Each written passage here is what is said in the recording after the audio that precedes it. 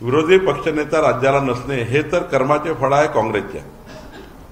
जर लोकसभेत खोटं बोलून मतं घेतले नसते, लोकसभेत मोदीजीबद्दल खोटारडेपणा केला नसता, आमच्या लाडक्या बहिणींना काँग्रेसने खोटं बोलून मतं घेतले, 8,500 रुपये खटाखट देऊ म्हणजे खोटारडेपणा।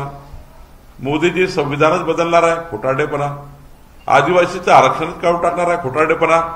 हा जो खोटारडेपणा केला आणि जनतेला फसवलं, जनतेला फसवून मतं घेतले, हा जेव्हा उघड झालं जनतेच्या मनात आणि ज्यांनी मागच्या वेळी मोदीजींना मतदान करण्याकरता उत्सुकता दाखवली नाही, कारण खोटारडेपणा यांनी केला, लोकल त्या ठिकाणी जनतेला कन्फ्यूज केलं आणि कन्फ्यूज जनतेने त्या ठिकाणी आम्हाला लोकसभेमध्ये थोडी साथ आम्हाला मिळाली नाही। पण त्या जनतेने 4 महिन्याच्या आतमध्ये या खोटारडेपणाच्या लोकांना जसं हरियाणामध्ये लाच मारली, तशी महाराष्ट्राने धोबीपछाड दिली।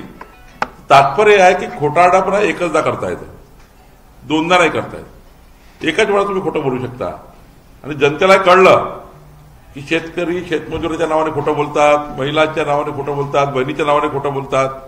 आणि आता यावेळी तर काँग्रेसने दिलेला मॅनिफेस्टो, महाविकास आघाडीने दिलेला मॅनिफेस्टो जाहीरनामा हा स्वीकारला सुद्धा नाही, जनतेने पाहिलंही नाही। म्हणजे यावेळेस ते इतकं वाईट होतं की महाविकास आघाडीचा जाहीरनामा हा कोणी पाहायला तयार नाही, त्यांच्या जाहीरनाम्यावर लक्ष द्यायला म्हणजे विश्वास ठेवायला कोणी तयार नाही। त्यांची परिस्थिती अशी होती की राहुल गांधी आले जेव्हा नागपूरमध्ये, तेव्हा सूरज भट सारख्या सभागृहात बंददार चर्चा केली, मीडियाला तुमचाही अपमान केला, मीडियाला येऊ दिलं नाही। म्हणजे अशी परिस्थिती ज्या पक्षाची असेल किंवा ज्या महाविकास आघाडीची असेल त्यांना जनता काय असा धडा शिकवणार आहे, त्यांच्या कर्माचे फळ त्यांना मिळालंय। इतकं वाईट आहे